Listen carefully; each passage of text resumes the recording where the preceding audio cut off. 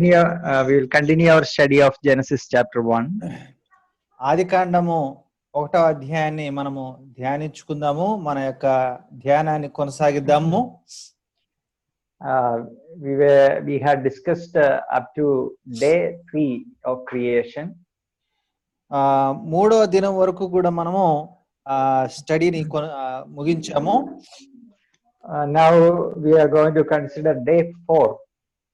Creation day 4. నాలుగవ దినాన్ని ఈ రోజు మనము స్టడీ చేయబోతూ ఉన్నాం. As I said you before, this chapter 1 we are going little bit in detail because this is very important and it is a foundational chapter. మీకు ఇంతకు ముందు తెలియజేసినట్లుగా మనము చాలా వాక్యాల్ని ధ్యానించబోతున్నాము. అందుకే మనం డీటెయిల్ గా స్టడీ చేస్తూ ఉన్నాం. Chapter 1 verses 14 to 19. Let us read. 1వ అధ్యాయం ఆదికాండం 1వ అధ్యాయము 14 నుంచి 19 వరకు మనం చదువుకుందాము. దేవుడు పగటిని రాత్రిని వేరుపరచునట్లు ఆకాశ విశాలమందులు జ్యోతులు కలుగును గాకనియు అవి సూచనలను కాలములను దిన సంవత్సరములు సూచించుటకై యుండు గాకనియు భూమి మీద వెలిగించుటకై ఆకాశ విశాలమందు జ్యోతుల యుండు గాకనియు పలికెను.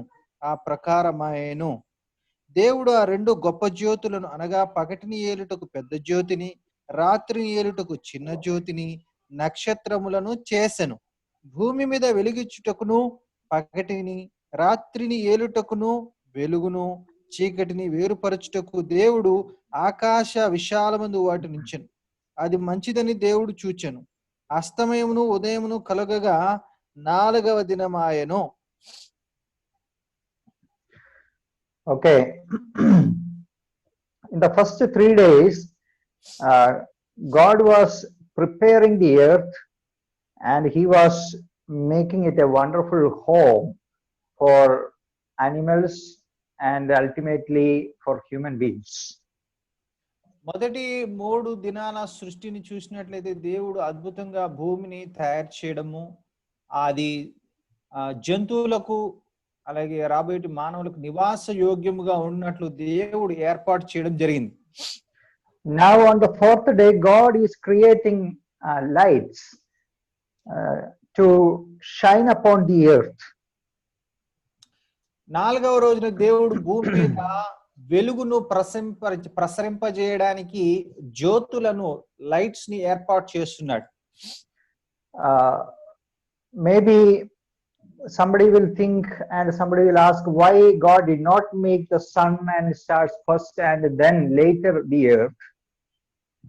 చాలా మంది అడుగుతారు, ఎందుకు సూర్యుని చంద్రుణ్ణి దేవుడు ముందు సృష్టించలేదు, తర్వాత ఎందుకు మరి దేవుడు సృష్టించాడు, అంటే భూమి తర్వాత ఎందుకు సృష్టించాడు, భూమికి ముందే వీటిని సృష్టిస్తే బాగుండేది కదా అని అంటారు కొంతమంది.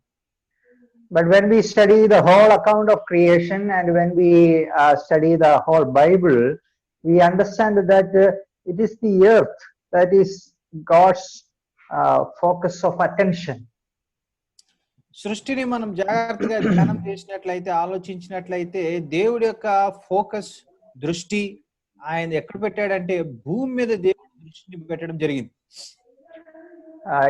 We can say that the earth is, in that sense, the earth is the capital of the whole universe. I'm not telling that the earth is the center, but concerning importance, it is the center of the universe because God's focus is on this little planet rather than on the whole galaxy or the huge galaxies or stars. కాబట్టి దేవుని యొక్క ఉద్దేశంలోంచి చూసినట్లయితే భూమికి అనుకూలంగా ఉండడం కోసం సమస్త సృష్టిని కూడా ఆయన అరేంజ్ చేయడం జరిగింది. కాబట్టి ఆ ఉద్దేశంతో ఆ కోణంలో ఆలోచించి చూసినట్లయితే సర్వ విశ్వానికి భూమి ఒక రకంగా క్యాపిటల్ కేంద్రం అని చెప్పుకోవచ్చు. సో ఆ దృష్టిని చెప్తున్నాను. The sun, the moon and all the stars were created to serve the earth. That was the purpose of their creation.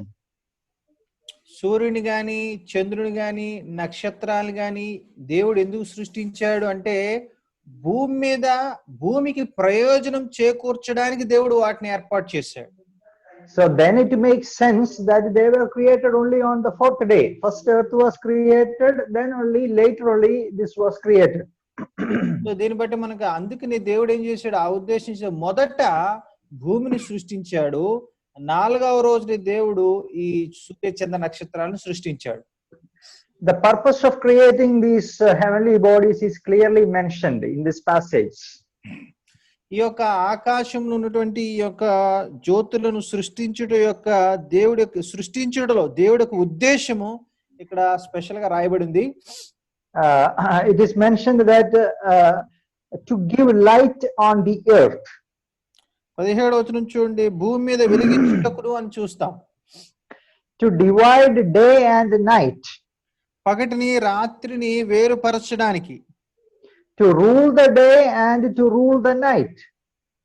పగటిని రాత్రిని ఏలడానికి. And to be for signs. అలాగే అవి సూచనలుగా ఉండడానికి. And to be for seasons, days and years. అలాగే మనం చూసినట్లయితే కాలాలకి సమయాలకి మరి seasons కి అవి సూచనలుగా ఉండినట్లు దేవుడు వాటిని ఏర్పాటు చేయడం జరిగింది. So there are many purposes for creating all these stars and all these heavenly bodies. ఈ ఆకాశంలో ఉన్నటువంటి ఈ యొక్క సూర్యచంద్ర నక్షత్రాలను సృష్టించుటలో దేవుడికి అనేక ఉద్దేశాలు ఉన్నాయని మనం అర్థం చేసుకోవాలి. And we will see that in detail. దాన్ని మనము మరింత లోతుగా పరిశీలన చేద్దాము. You see, the fourth day when all the stars were shining at once, it must have been an amazing occasion. At once there was the sun, the moon and the stars and the earth was lighted up. It must have been an amazing day.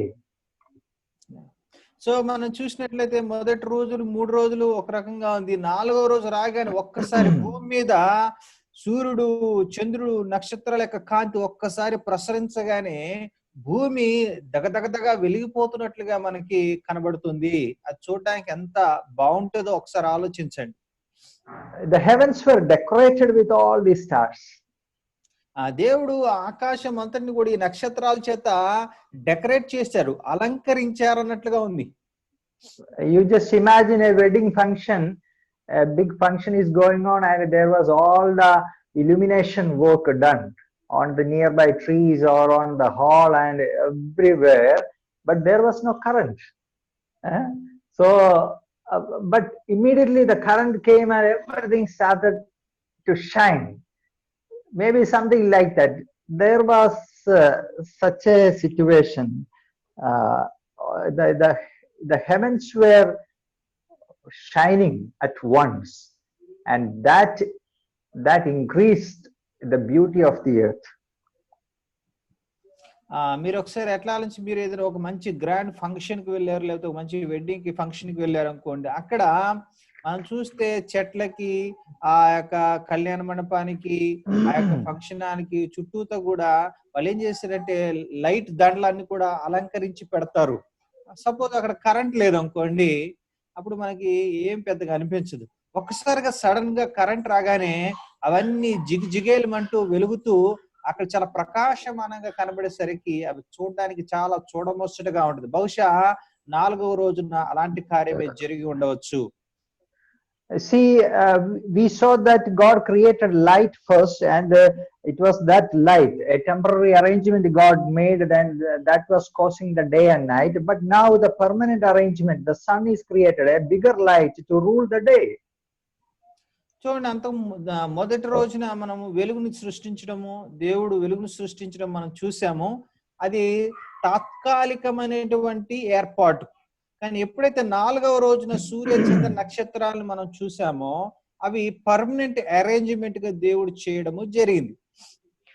So it is the sun that divides the day and night. We have the sequence of day and the night. We know the science behind that. The earth is rotating on its axis, but the sunlight is falling on the globe from one direction. That is what is dividing the day and night. చూడండి, మనం చూసినట్టయితే భూమి తన చుట్టూ తాను తిరుగుతా ఉన్నది, అలాగే సూర్యుని చుట్టూ కూడా తిరుగుతా ఉంది. కానీ ఆ సూర్యుడి నుంచి వచ్చేటువంటి ఆ యొక్క కాంతి ఒక కోణంలో భూమి మీద పడటం వల్ల ఆ యొక్క భూమి ఇలా రొటేట్ అవడం వల్ల మనకి ఏమవుతుంది, పగలు రాత్రి అనేటువంటి తేడాలు అనేవి మనకి ఏర్పడుతూ ఉన్నాయి. And they are created to rule the day and to rule the night, we read, and it is the sun that rules the day, or the dominant one is the sun on the day, and night time the sun disappears and it is the moon and the stars that they rule the night. చూడండి, పగటిని ఏలుటకు దేవుడు పెద్ద జ్యోతి అనగా సూర్యుడిని ఏర్పాటు చేశాడు. ఏలడం అంటే పగలంతా కూడా ఎవరి యొక్క ఆ అజమాయిషి ఉంటుంది, ఆధిపత్యం ఉంటుందంటే సూర్యుని యొక్క ఆధిపత్యం ఉంటుంది. అలాగే రాత్రి వెలుగు కలుగుటకు దేవుడు ఏం చేశాడు, చంద్రుని ఏర్పాటు చేశాడు. ఆ రకంగా చంద్రుడు రాత్రిని ఏలుతూ ఉన్నాడు, సూర్యుడు కనిపించడు కదా. So these heavenly bodies God has created, they are serving the earth, maybe in 101 ways, or even more than that. They are serving the earth, not just giving light on the earth, not just causing day and night. The life on the earth is sustained by in a miraculous way, and the sun, the moon, and the stars have to contribute towards that. చూడండి, సూర్యుడి వల్ల మనకి కేవలం వెలుగు మాత్రమే కాదు, ఇంకా అనేక రీతుల్లో మనం ప్రయోజనాలను పొందుకుంటూ ఉన్నాం. ఉదాహరణకి మనం చూసినట్లయితే మనకు కావాల్సిన ఆహారము తయారీ విధానం కావచ్చు, ఇంకా అనేక విషయాల్లో అవి ఎంతగానో మనకి ఉపయోగపడుతూ ఉన్నాయి. And we read that God created them for seasons, days and years. అలాగే ఇంకా మనం చూడొచ్చు 14, అవి సూచనలను, కాలములను, దిన సంవత్సరమును సూచించుటకై ఇండుగాకని దేవుడు ఏర్పాటు చేశారు. From the very beginning God wanted man to be time conscious. ఆరంభం నుంచి మానవుడు మరి కాలంను గురించి అవగాహన కలిగిన వాడే ఉండాలని దేవుడు కోరుకుంటూ వచ్చాడు. God wanted him to measure time, to calculate time, and God wanted him to count his days. కాబట్టి దేవుడు మానవుడి దగ్గర నుంచి ఏం కోరుకుంటున్నాడంటే సమయం పట్ల అవగాహన కలిగిన వాడే ఉండాలని, సమయాన్ని సద్వినియోగపరుచుకునేవాడుగా ఉండాలని, సమయాన్ని కాలాన్ని గుర్తించేవాడుగా ఉండాలని దేవుడు మనిషి దగ్గర నుంచి కోరుకుంటూ ఉన్నాడు. See, so we can see that an year is a bigger measurement of time. Month and day are lesser measurement of time, lesser divisions of time. సంవత్సరం అనేది ఒక పెద్ద కాలాన్ని కొలవడానికి ఒక కొలమానంగా మనం చెప్పుకోవచ్చు. నెలలు, దినాలు అనేవి కాలాన్ని కొలవడానికి ఆ దేవుడు ఏర్పాటు చేసిన విభాగాలుగా, కాలాన్ని కొలవడానికి విభాగాలుగా మనం చెప్పుకోవచ్చు. So God arranged it in such a way that the earth will be going around the sun, revolving around the sun, and when one revolution is completed, it is 1 year. So God set it that way that man will count it. It is a long period of time, 1 year. చూడండి, మరి సూర్యుడు చుట్టూ భూమి తిరుగుతా ఉన్నది కదా. ఈ యొక్క భూమి సూర్యుడి చుట్టూ తిరిగి వచ్చేసరికి ఆ యొక్క కాలం మనకి 1 సంవత్సర కాలం పడుతూ ఉన్నది. దాన్ని దేవుడు ఏర్పాటు చేశాడు. And a month, we know we have the month. The year is divided into months, 12 months. How we get the months? ఇప్పుడు ప్రశ్న ఏంటంటే, సంవత్సరం అంటే మనకు అర్థమైంది, నెలలు మనకి ఎలా విభజించడం జరిగింది, నెలలు ఎలా ఏర్పడతాయి? Do you know how the month is calculated?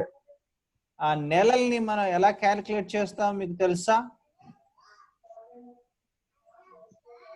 A month is a measurement of time corresponding means nearly corresponding to the length of time required by the moon to revolve around the earth. First we saw year, that is the earth is going around the sun. Now the moon is going around the earth. So the corresponding time is 1 month. Okay, మనం చూసినట్లయితేగా సంవత్సర కాల వ్యవధిని ఎలా నిర్ణయిస్తుందంటే, భూమి సూర్యుని చుట్టూ తిరుగు రావడానికి పట్టిన సంవత్సరం అంటాం. అలాగే భూమి చుట్టూ చంద్రుడు తిరిగి రావడానికి కావాల్సిన పట్టినటువంటి ఆ సమయాన్ని ఒక నెలగా మనం లెక్క పెడతాం. And one month is there is much to study about that and all, but in a very short I am telling 1 month, that is called one lunar month. It is 29 days, 12 hours, 44 minutes and 28 seconds, something roughly 29 days and 12 hours. మనం చూసినట్లయితే చంద్రుడు భూమి చుట్టూ తిరిగి రావడానికి పట్టిన కాలాన్ని ఏమంటారంటే లూనార్ మంత్ అని చెప్పేసి అంటాము. 29 రోజుల 12 గంటల 44 సెకండ్స్ సంథింగ్ అట్లా రఫ్ గా మనము చెప్పుకోవచ్చు. And day, how is the day created? We all know that the earth is spinning around its axis, rotating around its axis, and that rotation takes 24 hours. That creates one day. One day means with a half day and half night. So one day is 24 hours total. మరి ఒక దినాన్ని మనం ఎట్లా calculate చేస్తుంటే భూమి తన కక్షలో తాను తిరుగుతూ ఉంటది కాబట్టి భూమి తన చుట్టూ తాను తిరగడానికి 24 గంటల సమయం పడుతుంది. సో ఆ రకంగా మనని ఒక దినాన్ని అనే దాన్ని మనం లెక్క పెట్టుకుంటాం. And a day is further divided into hours. That we only made the division for our convenience. That 24-hour day is further divided into hours and minutes and seconds. And when need came, we have divided it further even to microseconds. కాబట్టి మరి 12 గంటలు పగలు 12 గంటలు రాత్రి అనే దాన్ని మనం ఇట్లా ఎవరు విభజించారు, ఏ రకంగా విభజించారు అంటే అది మనం మన యొక్క కన్వీనియన్స్ నిమిత్తము పగలున్న సమయాన్ని 12 గంటలుగా, రాత్రి ఉన్న సమయం 12 గంటలుగా మనకు అవసరతను బట్టి, మనకు అనుకూలతను బట్టి మనం విభజించుకున్నాము. గంటలుగా, మరి నిమిషాలుగా, సెకండ్లుగా మనం వాటిని విభజించుకోవడం అనేది జరిగింది. See, I don't know whether you are interested in these details, but the day for creation is all about this. God set the purpose why He created all these things. నాకు తెలియదు మీకు ఈ విషయాల పట్ల ఆసక్తి ఉందో లేదో తెలియదులే కానీ 4వ దినాన్ని దేవుడు ఈ ఉద్దేశాల చేత ఏర్పాటు చేయడం, సృష్టించడం అనేది జరిగింది. So God has kept all these things and He has arranged all these things in such a way that we are able to measure the year, we are able to measure the month, we are able to measure the day. There is a day and night sequence. All this God only kept. It is needed for us. కాబట్టి దేవుడు 4వ దినాన సూర్య చంద్ర నక్షత్రాదుల్ని సృష్టించినప్పుడు దేవుడి యొక్క ఉద్దేశం ఏంటంటే మనము సంవత్సరాన్ని ఎలా కొలవాలో మనకు తెలియజేయడం కోసము, నెలలు ఎలా కొలవాలో మనకు తెలియజేయడం కోసము, దినాలని మనం ఏర్పాటు చేసుకోవడం కోసము, పగలి రాత్రిని మనము విభజించుకోవడం కోసము, ఇట్లా ప్రత్యేకమైన ఉద్దేశాలతో దేవుడు వాటిని మన క్షేమం కోరి ఏర్పాటు చేయడము జరిగింది. And we have a mention of seasons there. They will be for seasons, year, days, like that we read. Now what is season? ఇక్కడ మనం చూసినట్లయితే కాలములను అని తెలుగులో రాస్తుంది. ఇప్పుడు కాలాలు అంటే ఏంటి? We have different seasons in a year. ఒక సంవత్సరంలో మనకి వివిధ కాలాలు, సీజన్స్ ఉంటాయి కదా. We have the summer season, we have the winter season. In the Western country and all, there is specifically the spring, the autumn. There are 4 seasons. మనకి చూసినట్లయితే మనకి ఎండాకాలం, వానాకాలం, శీతాకాలం, చలికాలం అట్లా అంటా ఉంటాం కదా. ఈ కాలం కాలం కాలం అలా 4 కాలాలు ఉన్నాయి. ఇంగ్లీష్ వాళ్ళకైతే స్ప్రింగ్ అని ఒకటి, ఆటమ్ అని ఇంకోటి, ఇట్లా డిఫరెంట్ ఇంకొక కాలం అనేది వాళ్ళకు ఉంటుంది. So how these seasons come? ఈ కాలాలన్నీ కూడా అసలు ఎట్లా వచ్చినాయి? See, that is caused by the tilt of the earth in its axis. The axis of the earth is not perpendicular like this, but it is a little bit tilted.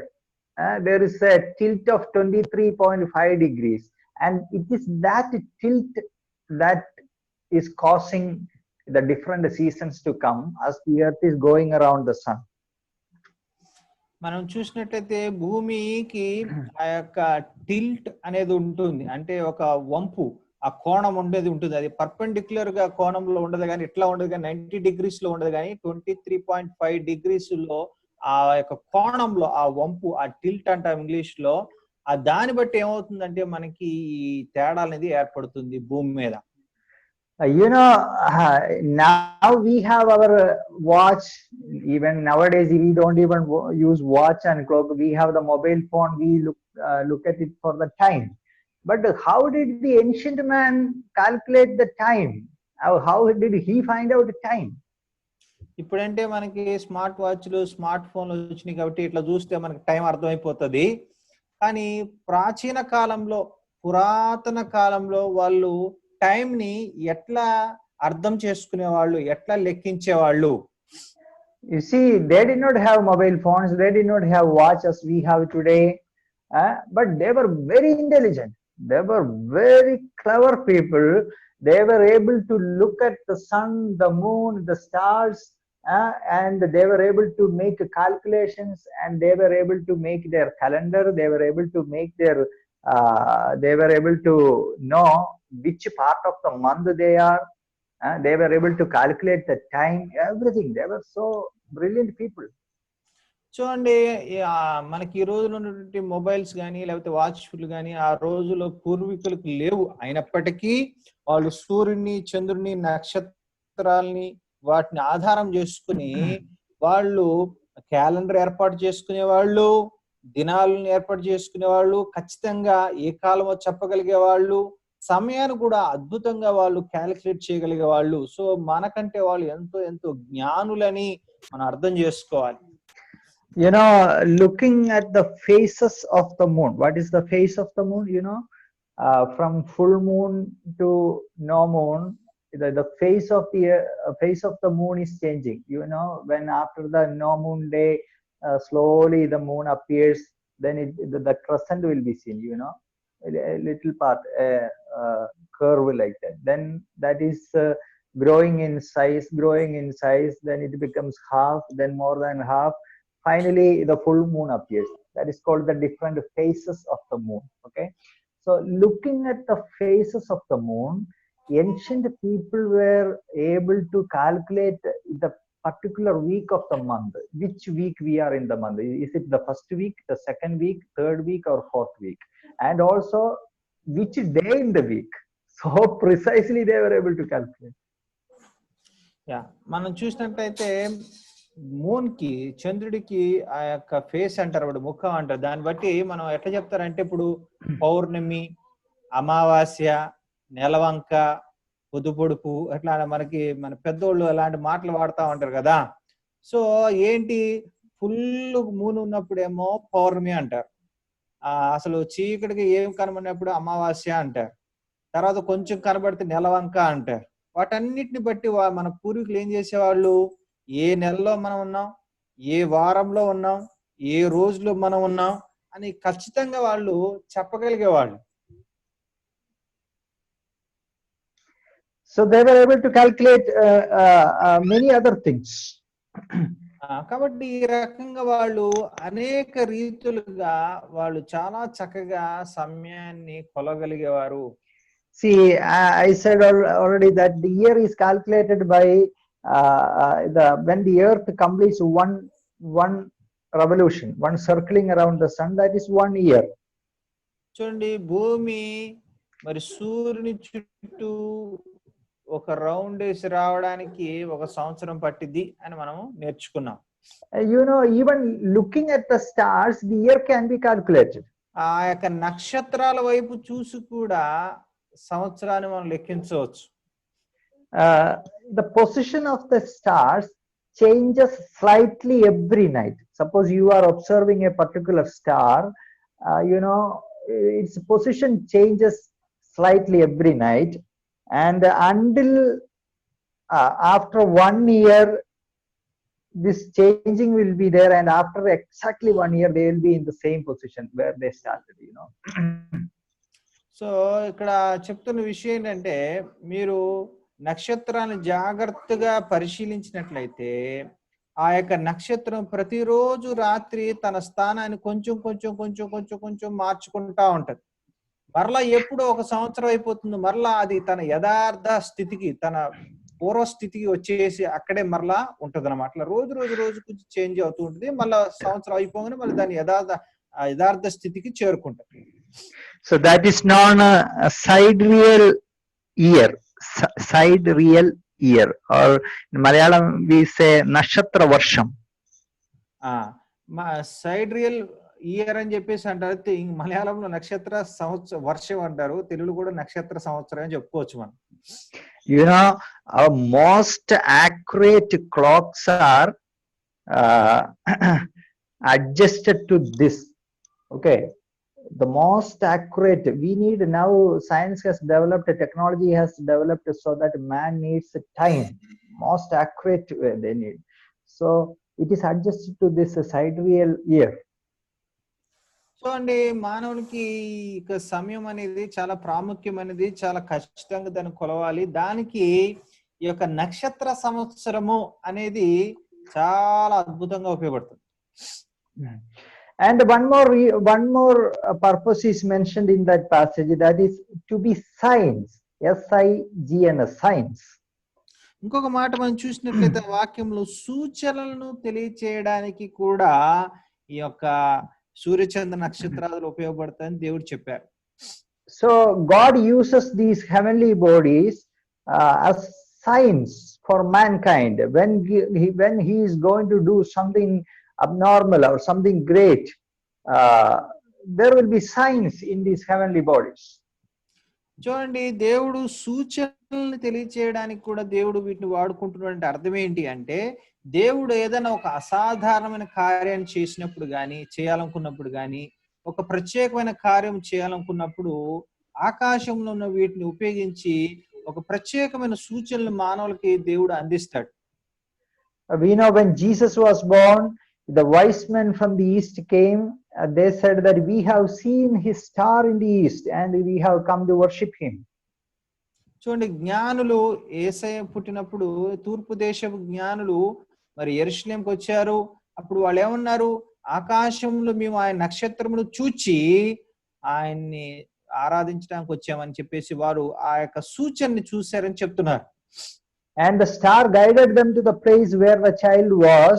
And we read that when they saw the star, they rejoiced with exceedingly great joy. చూడండి, ఆ యొక్క నక్షత్రము వారి సూచనగా ఉండటం మాత్రమే కాదు, వారికి యేసయ్య ఎక్కడున్నాడో కూడా ఆ నక్షత్రము దారి చూపించింది. And Jesus said, when he was prophesying concerning his second coming, he said, prior to his coming, there will be many signs in the skies. చూడండి, యేసుక్రీస్తు ప్రభువారు చెప్పారు, ఆయన రెండవ రాకడ సమయంలో ఆకాశంలో అనేకమైన సూచక కార్యాలు జరుగుతాయని యేసయ్య తెలియజేయడం జరిగింది. In Luke chapter 21 verse 25 we read, there will be signs in the sun, in the moon and in the stars. మనము లూకా సువార్త 21-25 వచనాలు మనం చూసినట్లయితే సూర్య చంద్ర నక్షత్రములలో సూచనలను భూమి మీద అవన్నీ కూడా కనబడతాయని దేవుడు చెప్పడం జరిగింది. Okay, so this is the purpose of creating the sun, the moon and stars, multi-purpose. Yeah. So దేవుడు పలు విధాల ఉద్దేశాలతో, పలు రకాల ఉద్దేశాలతో, మల్టీపర్పస్ తో దేవుడు వీటిని సృష్టించడం అనేది జరిగింది. We have a brother who used to go to the sea for fishing. He used to go in the fishing boat, and I have discussed with him much about fishing and all. It is very interesting to talk with him. He's a Malayali brother.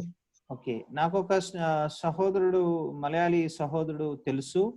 ఆ యొక్క సహోదరుడు fishing కోసము ఆయన వేటకు వెళ్తూ ఉంటాడు. నేను ఆయన దగ్గరికి వెళ్ళి ఈ విషయాల గురించి మాట్లాడుతూ ఉంటాను. చాలా ఆసక్తికర విషయాలు ఆయన చెప్తూ ఉంటాడు. He was telling, only now we have this mobile phone and we have the GPS system and all, but previously how are people going to the sea and coming back to the shore? When they are in the deep sea, they they don't have idea of direction. eh? They cannot see the shore. They will be there. Sometimes they may be hundreds of kilometers away from the shore. చూడండి ఇప్పుడంటే మనకి mobile phones ఉన్నాయి కాబట్టి ఏ direction లో మనం వెళ్తున్నాము అనే విషయం మనకి అర్థమైపోతుంది. కానీ పాత రోజుల్లో, పూర్వపు రోజుల్లో వాళ్ళు సముద్రం మీదకి ఓడలో గాని లేకపోతే వేరే వాటి మీద వెళ్ళినప్పుడు ఆ యొక్క సముద్రము నడి మధ్యలోకి వెళ్ళిపోయినప్పుడు ఎక్కడున్నారనే విషయము ఎవరికీ అర్థం కాదు. అట్లాంటి పరిస్థితులు వాళ్ళు డైరెక్షన్ ఎలా తెలుసుకునేవారో మీకు తెలుసా? They have the training to find out the direction looking on the position of stars. Suppose they lost their equipment or the equipments are not working. Even then, looking at the stars, they just have to wait until the night, or most of the time they will be during the night only they are going. Looking at the stars, they can make out the direction. And not only the particular direction, even the exact place where they have to go, and they can reach back the place where they started from. Okay, అప్పుడు వాళ్ళు ఎలా కనుగొనే వాళ్ళో తెలుసా?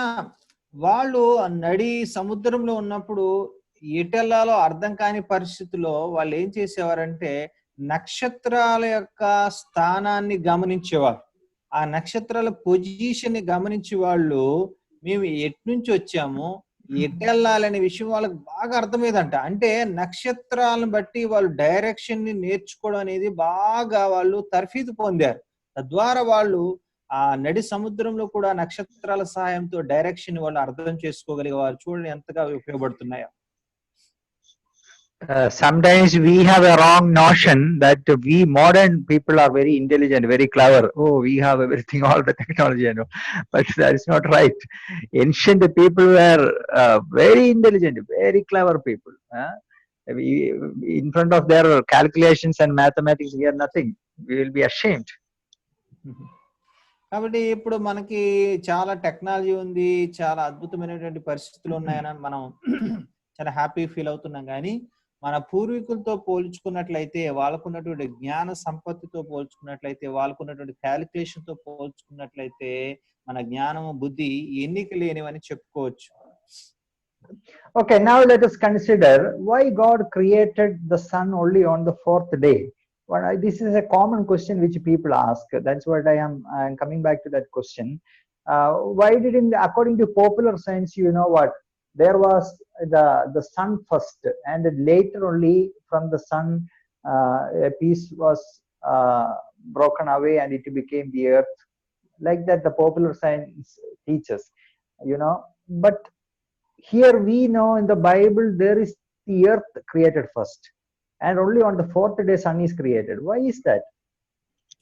ఇప్పుడు చాలా మంది అడిగేటువంటి ప్రశ్న ఏంటంటే, ఎందుకు నాలుగవ రోజునే సూర్యుని దేవుడు సృష్టించాడు, ఎందుకు మొదటి రోజున సృష్టించలేదు అన్నది మీకు మీ దృష్టికి తీసుకురావాలని ఆశపడుతున్నాను. ఎందుకంటే మనకి ఇప్పుడు సైన్స్ అని చెప్పుకుంటూ వీళ్ళు చెప్పే మాట ఏంటంటే, ఫస్ట్ సూర్యుడు ఉన్నాడు, ఆ సూర్యులోంచి ఒక చిన్న ముక్క బయటకు వచ్చి అది చల్లారిపోయి భూమికి ఏర్పడిపోయిందని మనకి రకరకాలుగా మరి సైన్స్ లో ఆ థియరీస్ లో చెప్తా ఉన్నారు. కానీ బైబిల్లో మనం చూసినట్టే దేవుడు మొదటి రోజున భూమిని సృష్టించాడు, నాలుగవ రోజునే సూర్యుని సృష్టించాడు. ఎందుకు? And we already saw that there is light before the sun, there is day and night before the sun, there is plant life before the sun. We know plants depend on the sun today for their existence, but even plants were created before the sun was created. మనం ముందుగా చూసినట్లయితే వెలుగు సూర్యుడి కంటే ముందుగానే అక్కడ దేవుడు సృష్టించారు. తర్వాత పగలు రాత్రి అనేవి సూర్యుడు లేకుండానే ఏర్పడ్డాయి. తర్వాత మొక్కలకి కూడా అవి దేవుడు సూర్యుడు లేకముందే వాటిని సృష్టించడము జరిగింది. ఎందుకంటే సూర్యుడు కాంతి కావాలి, అది కానీ ఇవన్నీ లేకముందే సూర్యుడు లేకుండా ఇవన్నిటిని దేవుడు సృష్టించారు. Maybe God wanted to show that it is God who is the source of all light, He is the source of all energy, and He is the source of all life. It is not the sun. అయితే దేవుడు చెప్పాలనుకున్నటువంటి ఇక్కడ విషయం ఏమై ఉండొచ్చు అంటే, light కానీ ఎనర్జీకి కానీ దేనికైనా సరే మూలము ఆధారము దేవుడే తప్ప సూర్యుడు కాదు. సూర్యుడు కూడా దేవుడు ఏర్పాటు చేసినవాడు తప్ప అసలు అన్నిటికీ మూలం ఆధారము దేవుడే అన్న విషయం మనం గ్రహించడానికి బహుశా దేవుడు అలా చేసి ఉండవచ్చు. So the sun is only a servant. God is the master. Okay, so man should worship God. తద్వారా సూర్యుడు కేవలము సేవకుడు లాగా పనివాడిలాగా పనిచేస్తూ ఉంటాడు. యజమాని దేవుడే. కాబట్టి మనము సృష్టిని పూజించకుండా సృష్టికర్తను మాత్రమే పూజించాలి, ఆరాధించాలనే విషయము మనం గ్రహించాలి. From ancient times, in many cultures, there is the wrong practice of worshipping sun. చూడండి, పురాతన కాలంలో, పూర్వపు కాలంలో ఎక్కువగా సూర్యుడిని దేవుడిగా ఆరాధించేటువంటి సిస్టమ్ అనేది ఉండేది. No, it is not the sun people have to worship. It is God, the creator God. కానీ మనం గమనించాల్సిన విషయం ఏంటంటే, మనం ఆరాధించాల్సింది, పూజించాల్సింది సూర్యుడిని కాదు, సూర్యుడిని సృష్టించిన సృష్టికర్త అయిన దేవుణ్ణి. In Romans chapter 1 verses 20 to 23, when we read that people God's glory is displayed there. Shall we read that? Romans chapter 1 20 to 23. రోమీయులకు రాసిన పత్రిక 1వ అధ్యాయము 23-24 వచనం. రోమా 1:23-24. వారు అక్షయుడగు దేవుని మహిమను క్షయమగు మనుష్యుల యొక్కయు, పక్షుల యొక్కయు, చతుష్పాద జంతువుల యొక్కయు, పురుగుల యొక్కయు ప్రతిమా స్వరూపముగా మార్చిరి. ఈ హేతు చేత వారు తమ హృదయముల దురాశలను అనుసరించి తమ శరీరములను పరస్పరము అవమానపరుచుకున్నట్లు దేవుడు వారిని అపవిత్రతకు అప్పగించెను. Verse 20 also, brother. For since the creation of the world, his invisible attributes are clearly seen, being understood by the things that are made, even his eternal power and Godhead. Verse 20. 20వ వచనం కూడా చదువుకుందాము. ఆయన అదృశ్య లక్షణములు అనగా ఆయన నిత్య శక్తియు దేవత్వమును జగదుత్పత్తి మొదలుకొని సృష్టింపబడిన వస్తువులను ఆలోచించుట వలన తేటపడుచున్నవి గనుక వారు నిరుత్తరులై ఉన్నారు. See, that's where they went wrong. Instead of giving glory and worship to the creator God, they started to give the glory to the creation, and they started worshipping the creation. Many people are worshipping the sun, some people worship the moon and even the stars. చూడండి, ఇక్కడ ఏం జరిగిందంటే, వాళ్ళు సృష్టికర్తను ఆరాధించడానికి బదులుగా సృష్టిని ఆరాధించడం మొదలు పెట్టారు. తద్వారా దేవుడు వారిని అపవిత్రతకు అప్పగించినట్లుగా మనము చూస్తున్నాం. Okay, then there is a question. We discussed about the sun and we discussed about the moon. There is much to say about that, but we are going forward. There are stars. There are trillions and trillions of stars in the universe. And now it has been very clear. Astronomers have found out. Well, there is a question. Why did God create so many stars? ఇక్కడ మనము సూర్యుడి గురించి చూసాము, చంద్రుడి గురించి చూసాము, బాగానే ఉంది. మరి ఎందుకు దేవుడు అన్ని మిలియన్స్ స్టార్స్ ని, నక్షత్రాలను సృష్టించాడు? అన్ని అవసరమా అనేటువంటి ప్రశ్న మనకు రావచ్చు. Actually, when man is exploring the space, he is more and more fascinated. It is the facts which are found out are really astounding, because there is no end to the universe. The number of stars, the number of galaxies, it is something beyond our comprehension. చూడండి, space ని మనం పరిశీలన చేసే కొలది సైంటిస్టులు లేకపోతే వ్యోమగాములు వాళ్ళ అంతరిక్షంలోకి వెళ్ళి పరిశీలన చేసే కొలది అర్థమవుతున్న విషయం ఏంటంటే, వాళ్ళు స్పేస్ కి ఎండ్ని చూడలేకపోతా ఉన్నారు. తద్వారా అంత మాత్రం కాదు, ఎన్నో నక్షత్రాలు, వింత వింత నక్షత్రాలు కనిపెడతా ఉన్నారు, కనుగొంటా ఉన్నారు. అది చూసి వాళ్ళకి ఆశ్చర్యం కలుగుతా ఉన్నది. Some people ask like this, okay, you say that God created all the stars and it was to give light to the earth. Then a few thousand of them is sufficient, no? To give light on the earth and to meet all these purpose, a few thousand is sufficient. But there are trillions and trillions and trillions of stars. What is the use of that? ఇప్పుడు కొంతమంది ఏమంటారంటే భూమి మీద వెలుగు ఇవ్వాలంటే 1000 స్టార్లు చాలు కదా, నక్షత్రాలు చాలు కదా, ఎందుకు ట్రిలియన్స్ ఆఫ్ ట్రిలియన్స్ కోట్ల కోట్ల కొలది నక్షత్రాలను సృష్టించడం అవసరమా అని కొంతమంది అడుగుతారు. We don't know how all these stars are serving us, but one thing we know, God chose to demonstrate his infinite power and his wisdom by the creation of this vast universe, so that people, when they are fascinated by the sky and they are doing investigation, they should not think that, oh, God is a small God. No, the more and more and more you observe the universe, we cannot help but wonder, oh, the creator God, how great he is, how great, how great. కాబట్టి ఇక్కడ మనము ఆ యొక్క నక్షత్రాలను చూసినట్లు, ఆ కోట్ల కొలది ట్రిలియన్స్ ఆఫ్ ట్రిలియన్స్ నక్షత్రాలు మనం చూసినప్పుడు ఒక విషయం మనకు అర్థం అవుతోంది ఏంటంటే, దేవుడు చాలా మనం అనుకున్న దానికంటే చాలా గొప్పవాడని, ఆయన శక్తి మన ఊహకు మించిందని, ఆయన జ్ఞానానికి పరిమితి లేదని, అంటే మనం దేవుడి గురించి చాలా తక్కువగా చులకనగా ఆలోచించేటువంటి అవకాశం ఉంది. కానీ వీటన్నిటిని పరిశీలన చేసినప్పుడు అబ్బో, దేవుడు చాలా గొప్పవాడనేటువంటి ఒక ఫీలింగ్, ఆలోచన మనలో కలగడానికి దేవుడు తన మహిమను ప్రదర్శించడానికి వీటన్నిటిని సృష్టించడం జరిగింది అన్న విషయం మనం అర్థం చేసుకోవాలి. God created the whole universe. Just universe means not the universe, all the stars, the sun, the moon, he created on day 4. Day 4, just by command, let there be, they were created. But you know, man has been observing the universe and studying the universe. There is a special branch called astronomy. Astronomy, not astrology. Okay, astrology is the wrong practice. This astronomy, this is science. So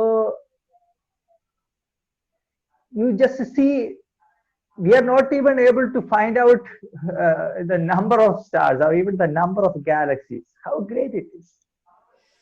చూడండి, మనకి ఈ నక్షత్రాలని study చేయడానికి మనకి astronomy ఉంటుంది, ఖగోళ శాస్త్రం అంటాము. ఆ ఖగోళ శాస్త్రంలో ఈ నక్షత్రాలని వాళ్ళు స్టడీ చేస్తున్న కొలది వాళ్ళకి ఆశ్చర్యకరమైన విషయాలు బయటపడతా ఉన్నాయి. ఇంతకీ నక్షత్రాలు ఎన్నున్నాయో వాళ్ళు లెక్క పెట్టలేకపోతున్నారు, అంత అద్భుతంగా దేవుడు వాటిని సృష్టించాడు. And scientists tell us that each star is unique. They cannot find two stars exactly alike. Each star is unique. అయితే సైంటిస్టులు వాళ్ళు పరిశీలన చేసి చెప్తున్న విషయం ఏంటంటే, ప్రతి నక్షత్రం కూడా ప్రత్యేకంగా ఉన్నదని, ప్రతి నక్షత్రం కూడా యునిక్ గా ఉన్నదని, ఏ రెండు నక్షత్రాలు కూడా ఒకేలాగా లేవని వాళ్ళు చెప్తూ ఉన్నారు. Stars have different colors. You know, when we just look at, we are seeing that all the stars are white. No, they have different colors. The red stars are there, orange stars are there, yellow stars are there, blue stars are there, and they have different size, and they have different luminance, and they have different rotational patterns. Some stars rotate in clockwise direction, some are in anti-clockwise direction. There are double star systems, there are triple star systems. You know, double star means two stars, they are going around each other. One is going around the other, at the same time this one is going around this one. These are all amazing things in the universe. నక్షత్రాలు కనుక మనం చూసినట్లయితే వాటికి వివిధ రంగులు, yellow రంగని, green రంగని, different colours లో ఆ నక్షత్రాలు ఉండడము, తర్వాత నక్షత్రాలు కానీ డబుల్ స్టార్స్ ని, ట్రిపుల్ స్టార్ అంటే రెండు నక్షత్రాలు పక్క పక్కన ఉండి అవి పక్క పక్క తిరుగుతూ ఉండడము, అట్లా చాలా విచిత్రమైనటువంటి నక్షత్రాలు, విచిత్రమైనటువంటి రంగులు, ఇవన్నీ హంగులతో ఎంతో అద్భుతంగా దేవుడు వాటిని అందంగా ఏర్పాటు చేయడము జరిగింది. We are not able to find out even the number of galaxies. In each galaxy, there are millions of stars. Okay, it is said millions of stars, and we are not even able to find out how many galaxies are there. But it is so amazing that the Bible says God knows each of the stars and He calls them by name. He calls them by name. చూడండి మనకి ఒక్కొక్క గెలాక్సీలో millions of stars నక్షత్రాలు ఉన్నట్లుగా మనము చదువుకుంటా ఉన్నాము. ఎన్ని గెలాక్సీలు ఉన్నాయో తెలియదు, ఎన్ని నక్షత్రాలు ఉన్నాయో మనకు తెలియదు. వాటిని లెక్కించడము సైంటిస్టుల తరం కావట్లేదు. అయితే బైబిల్లో మనం ఏం చూస్తామంటే ప్రతి నక్షత్రాన్ని దేవుడు దాని పేరు పెట్టి పిలుస్తున్నాడు. చూడండి, ప్రతి నక్షత్రం ఎన్ని నక్షత్రాలు ఉన్నాయో ఆయనకి తెలుసు. ప్రతి నక్షత్రం పేరు ఆయనకి తెలుసు. అంటే దేవుడు ఎంత జ్ఞానం కలిగిన వాడు అర్థం చేసుకోవాలి మనం.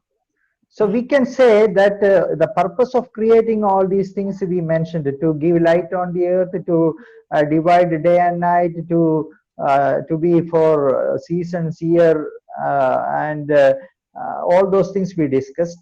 But one of the major purposes of creating all these stars is definitely to demonstrate God's glory and wisdom. మీరు గమనించాల్సిన విషయం ఏంటంటే ఇవన్నీ సూర్య, చంద్రుడు, నక్షత్రాలు ఇవన్నీ కూడా అవి మనకి సూచనలుగాను కాలాలని, దినాలని, సంవత్సరాన్ని సూచించడానికి దేవుడు ఏర్పాటు చేసినప్పటికీ కూడా అల్టిమేట్ గా దేవుడి యొక్క ఉద్దేశం ఏంటంటే తన యొక్క మహిమను ప్రదర్శించడానికి, తన యొక్క గొప్పతనాన్ని మనుషులకి చాటి చెప్పడానికి దేవుడు వాటిని సృష్టించాడని మనం అర్థం చేసుకోవాలి. In Psalm 19 verses 1 to 6 we read that. Shall we just read? మనము 19వ కీర్తన 1వ వచనము చదువుతూ ఉంటాం కదా. మరొకసారి ఆ 19వ కీర్తన 1వ వచనాన్ని చదువుకుందాం. ఆకాశములు దేవుని మహిమను వివరించుచున్నవి, అంతరిక్షము ఆయన చేతి పనిని ప్రచురపరచుచున్నది. The following verse also, brother, please. Yeah. పగటికి పగలు బోధ చేయుచున్నది, రాత్రికి రాత్రి జ్ఞానము తెలుపుచున్నది. వాటికి భాష లేదు, మాటలు లేవు, వాటి స్వరము వినబడదు. వాటి కొలనూలు భూమి అందంతట వ్యాపించి ఉన్నది. లోక దిగంతముల వరకు వాటి ప్రకటనలు బయలు వెలుచున్నవి. వాటిలో ఆయన సూర్యునికి గుడారము వేసెను. అతడు తన అంతఃపురములో నుండి బయలుదేరి పెండ్లి కుమారుని వలె ఉన్నాడు. సూర్యుడు పరిగెత్త ఉల్లసించినట్లు తన పథమునందు అతడు ఆకాశం. So this is wonderfully stated. God's glory, they are all demonstrating God's glory. ఇక్కడ మనం చూసినట్లయితే ఆకాశములు దేవుని మహిమను వివరించుచున్నవి. So one commentator put it like this: they are the celestial preachers. These heavenly bodies, they are the celestial preachers. They are preaching the glory of God. కాబట్టి ఒక ప్రసంగికుడు లేకపోతే ఒక రచయిత ఇలా చెప్పాడు ఏంటంటే ఈ ఆకాశం నుండి సూర్యచంద్ర నక్షత్రాలు అన్ని కూడా ఏంటి అంటే దేవుడు ఏర్పాటు చేసినటువంటి ఆకాశంలో ఉన్నటువంటి ప్రసంగికులు అవి అన్ని కూడా మనకి ప్రసంగాలు చేస్తున్నాయి అని చెప్పాడు. Oh, what are they preaching? They are preaching about the greatness of the Creator, the glory of the Creator. అవి ఏమని ప్రసంగం చేస్తున్నాయి? కింద మన తెలుగులో బోధ చేస్తున్నాయని చూస్తాం. సో ఏమని బోధ చేస్తున్నాయి? సృష్టికర్త ఉన్నాడు, సృష్టికర్తను గుర్తించండి, మేము ఆ సృష్టికర్త మహిమను తెలియజేసేవారం అని అవి మనం దేవుడి వైపు నడిపిస్తున్నాయి. They are silent but they are loud. They are preaching loudly to all the generations. అవి వాటి స్వరము మనకి వినబట్లేదు కానీ అవి చాలా పెద్దగా మనకి తెలియజేస్తున్న విషయం ఏంటంటే సృష్టికర్త దేవుడు ఉన్నాడు అన్న విషయం మనకి తెలియజేస్తున్నాయి. Verse 3 is really interesting. There is no speech nor language where their voice is not heard. 3వ వచనం చూస్తే వాడికి భాష లేదు, మాటలు లేవు, వాడి స్వరం వినబడదు. You see, if you go near a factory, there will be a lot of noise pollution because of the sound, all the machinery working together. Oh, how much sound they are making. But you just see, look at the heavens, the sun, it is going, moving, the moon, the earth, the stars, everything. There is no sound. There is no noise. There is no pollution. There is no friction. There is no collision. Everything is running smoothly, and they are accomplishing the purpose for which the Creator has made them. They are obeying the rules and laws which have been set by the Creator. They are so obedient servants. మనము ఆ యొక్క factory దగ్గరికి వెళ్ళి చూసాం అనుకోండి, ఆ factory దగ్గరికి వెళ్తే పెద్ద పెద్ద బడబడా సౌండ్లు, రణకొన ధ్వనులు అవన్నీ మనకి వినబడుతూ ఉంటాయి. కానీ మనం సూర్య చంద్ర నక్షత్రాదుల్ని మనం చూసినట్లయితే అవి ఎటువంటి శబ్దాన్ని చేయట్లేదు, కానీ అవి అద్భుతమైనటువంటి సందేశాన్ని మనకు వినిపిస్తూ ఉన్నాయి. సృష్టికర్త దేవుని వైపు మన దృష్టిని మరలుస్తూ ఉన్నాయనే విషయాన్ని మనం గమనించాలి. So let us appreciate the creation of day 4, dear brothers and sisters. 4వ రోజున మరి అవి ఆ 4వ రోజున దేవుడు చేసిన సృష్టిని మనం అభినందించాలి, అప్రిషియేట్ చేయాలి. One scientist said, only we human beings have the ability to look up like this to the sky. All the other creatures, animals don't have the ability to look up like this, freely. They are all looking down. Naturally, their face goes down. But we human beings are created in such a way. There is special design, okay? We are able to look up. Why? God wants us to look up into the sky. God wants us to appreciate all this creation. And God wants us to understand the greatness of this creator God. So let us do that. ఇక్కడ మనం గమనించాల్సిన విషయం ఏంటంటే, దేవుడు మానవుడికి మాత్రమే ఇలా పైకి చూసి చూడగలిగే భాగ్యాన్ని దేవుడు ఇచ్చాడు.